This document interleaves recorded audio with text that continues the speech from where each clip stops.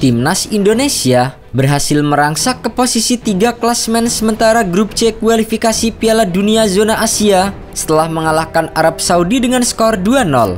Bermain di Stadion GBK Selasa 19 November malam, Timnas Indonesia yang tidak diperkuat Kevin Dix dan Mes Hilhers yang cedera secara mengejutkan mampu merepotkan Arab Saudi yang menduduki ranking 57 FIFA. Menurunkan formasi 3-5-2, Sintayong mengandalkan Ivar Janner, Marcelino Ferdinand hingga Ragnar Oratmangun di lini depan. Hasilnya, Timnas Indonesia yang bermain di hadapan pendukung sendiri tampil perkasa dan mampu menumbangkan Arab Saudi dengan skor 2-0. 2 gol kemenangan Timnas Indonesia diborong oleh Marcelino Ferdinand di babak pertama dan babak kedua. Arab Saudi yang tampil bersama dengan pelatih Harvey Renard bukanlah tanpa peluang. Beberapa kali pasukan Green Falcon mampu mengancam gawang Timnas Indonesia.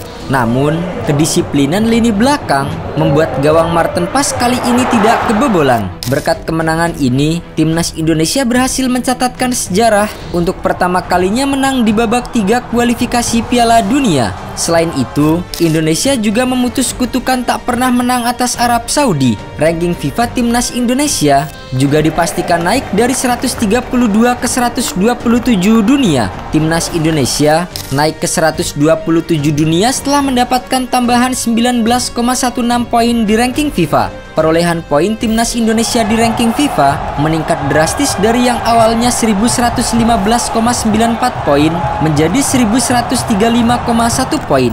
Sebanyak 5 negara yang digeser Timnas Indonesia di ranking FIFA adalah Malaysia, Malawi, Siprus, India, dan Gambia. Kemenangan atas Arab Saudi tak hanya membuat masyarakat Indonesia berpesta, namun posisi Indonesia di klasemen sementara grup C kualifikasi Piala Dunia 2026 zona Asia pun mengalami peningkatan.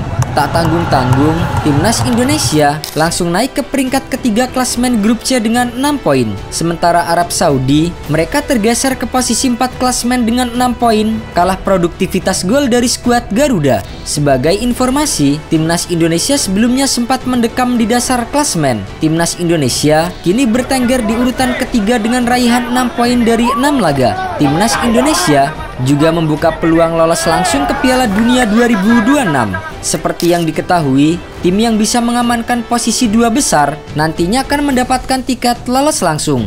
Keadaan semakin menguntungkan bagi Timnas Indonesia setelah di pertandingan lainnya Cina harus takluk 3-1 saat menjamu Jepang. Hasil ini membuat Jepang semakin kokoh di puncak klasemen. Samurai Biru memuncaki klasemen grup C dengan raihan 16 poin dari 6 laga. Sementara itu, di pertandingan lainnya, Australia juga hanya mampu bermain imbang 2-2 saat bertandang ke markas Bahrain. Dengan tambahan 1 poin, Australia hanya mengemas 7 poin di posisi 2 klasemen atau unggul 1 angka saja dari Timnas Indonesia. Sedangkan Bahrain berada di dasar klasemen dengan 6 poin, kalah agresivitas gol dari Indonesia, Arab Saudi, dan juga Cina. Dengan hasil klasemen sementara grup C, Indonesia masih bisa lolos ke Piala Dunia dalam 2 skenario yang tersedia. Skenario pertama adalah lolos langsung dengan finish tidaknya di 2 besar klasemen grup C kualifikasi Piala Dunia zona Asia. Dengan menyisakan 4 pertandingan lagi di grup C, peluang Timnas Indonesia untuk menggusur Australia masih terbuka lebar. Pasukan Sintayong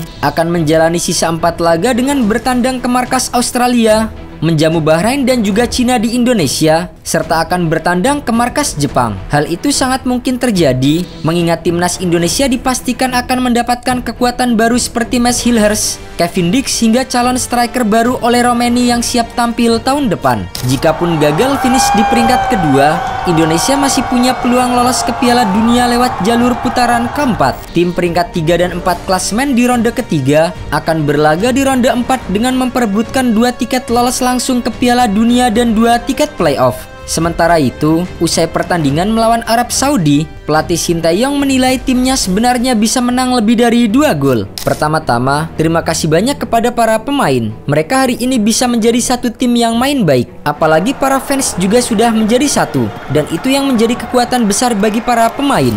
Berkat kemenangan ini, juga bisa dipastikan posisi Sintayong sebagai pelatih timnas Indonesia masih aman hingga tahun depan. Sintayong mengungkapkan soal alasan mengubah formasi dari 3-4-3 menjadi 3-5-2 dengan menempatkan Marcelino Ferdinand sebagai gelandang serang. Karena Arab Saudi high pressingnya bagus, jadi saya mengubah sistem jadi 3-5-2 dan 3 gelandang Marcelino, Ivar Jenner, dan Tom Haye bermain baik di laga ini. Lalu bukan cuma karena Marcelino cetak 2 gol, bukan berarti hanya dia yang bagus, tetapi instruksi yang saya beri diikuti dengan baik oleh para pemain di atas lapangan.